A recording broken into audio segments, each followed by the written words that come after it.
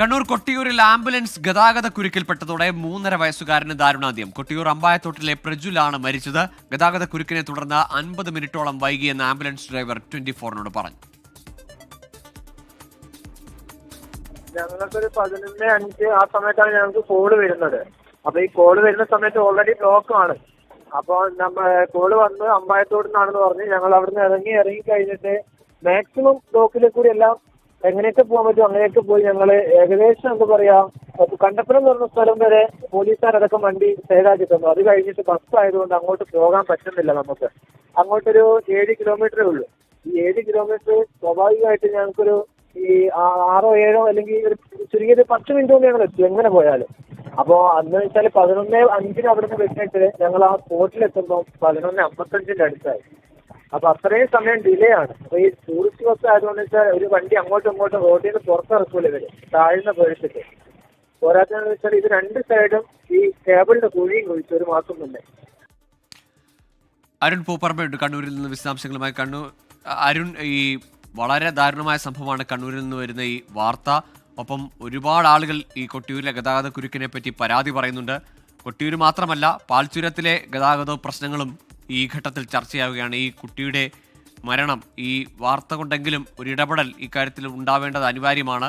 മണിക്കൂറുകൾ നീളുന്ന ഗതാഗത കുരുക്ക് അതിപ്പോൾ ഒരു കുഞ്ഞിന്റെ ജീവൻ നഷ്ടപ്പെടാൻ വരെ കാരണമാകുന്നു. ഗോകുൽ സൂചിപ്പിച്ചതാണ് ഏറ്റവും പ്രധാനപ്പെട്ട കാര്യം. ഇത് കണ്ണൂർ വയനാട് ജില്ലകളെ ബന്ധിപ്പിക്കുന്ന ഒരു സംസ്ഥാന തലത്തിലുള്ള ഒരു പാത കൂടിയാണ്. നിരവധി വാഹനങ്ങൾ അല്ലാതെ തന്നെ ഈ ഉത്സവത്തിന്റെ അല്ലാതെ തന്നെ നൂറുകണക്കിന് വാഹനങ്ങൾ ഓരോ ദിവസവും കടന്നു പോകുന്ന പാതയാണ്. പാൽച്ചുരം ഉൾപ്പെടെയുള്ള ആ പാതയാണ്. അവിടെ ഈ ഉത്സവം തുടങ്ങിയതിനു ശേഷം രൂക്ഷമായ ഗതാഗത കുരുക്കാണ്. ഇന്നലെയും ഇന്നുമായി അവധി ദിനങ്ങളായിരുന്നു. നൂറുകണക്കിന് വാഹനങ്ങൾ വന്ന് മണിക്കൂറുകളോളം ഇങ്ങനെ കാത്തു നിൽക്കുകയാണ്. അതിനിടയിലാണ് ഈ ആംബുലൻസ് കൂടി കുടുങ്ങിപ്പോയത്. അത് കൃത്യമായ ആംബുലൻസ് ഡ്രൈവർ തന്നെ അത് ആ കാര്യങ്ങൾ വിശദീകരിച്ചിട്ടുണ്ട്. എത്ര സമയം വൈകി, അതിനുശേഷം ആദ്യം ഈ ആംബുലൻസ് ആ വീട്ടിലേക്ക് എത്താൻ ഏകദേശം 50 മിനിറ്റോളം വൈകി. അവർ പരമാവധി ശ്രമിച്ചു, പക്ഷേ ഒരു തരത്തിലും മുന്നോട്ട് പോകാൻ പറ്റിയില്ല. അതിനുശേഷം ഈ കുട്ടിയെടുത്ത് മാനന്തവാടി മെഡിക്കൽ കോളേജിലേക്ക് കൊണ്ടുപോകുന്ന വഴി പാൽച്ചുരത്തിലും സമാനമായ ഗതാഗത കുരുക്കുണ്ടായിരുന്നു. ആ ഗതാഗത കുരുക്കിലും ഈ ആംബുലൻസ് പെട്ടു. അങ്ങനെയും സമയം വൈകി. പിന്നീട് ആശുപത്രിയിൽ മെഡിക്കൽ കോളേജിലേക്ക് എത്തിക്കുന്നതിന് മുമ്പ് തന്നെ കുട്ടിയുടെ മരണം സംഭവിക്കുകയും ചെയ്തു. അത് ആശുപത്രിയിൽ നിന്ന് ഡോക്ടർ ഇവരോട് പറഞ്ഞു എന്നതാണ് ആംബുലൻസ് ഡ്രൈവർ പറയുന്നത്.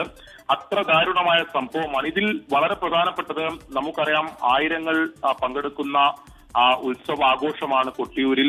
നമ്മൾ വടക്കേ മലബാറിൽ തന്നെ അല്ലെങ്കിൽ കേരളത്തിലെ തന്നെ ഏറ്റവും പ്രധാനപ്പെട്ട ഒരു തീർത്ഥാടന സമയമാണ്.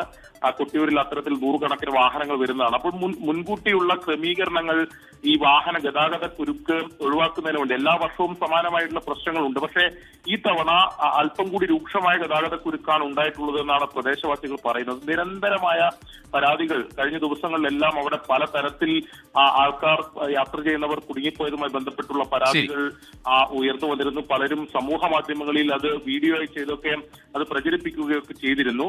പക്ഷേ മുൻകൂട്ടിയുള്ള ക്രമീകരണങ്ങൾ അവിടെ ഉണ്ടായിരുന്നില്ല. പ്രത്യേകിച്ച് അതാണ് അരുൺ, ഇത്രയേറെ ഗതാഗത കുരുക്ക് മണിക്കൂറുകൾ 8 മണിക്കൂറിലധികം ഒക്കെ ആളുകൾ കുടുങ്ങുന്ന സാഹചര്യങ്ങൾ ഇന്നലെയും ഇന്നുമൊക്കെ ഉണ്ടാകുന്നു. അതിനിടയിലാണ് ഈ കുഞ്ഞിന്റെ ദാരുണാന്ത്യവും. ഇതുകൊണ്ടെങ്കിലും ആളുകൾ, അധികൃതർ ഇതുമായി ബന്ധപ്പെട്ട് നിയന്ത്രണം ഏർപ്പെടുത്തേണ്ടവർ, പകരം സംവിധാനങ്ങൾ, ക്രമീകരണങ്ങൾ ഏർപ്പെടുത്തേണ്ടവർ ഇടപെടട്ടെ.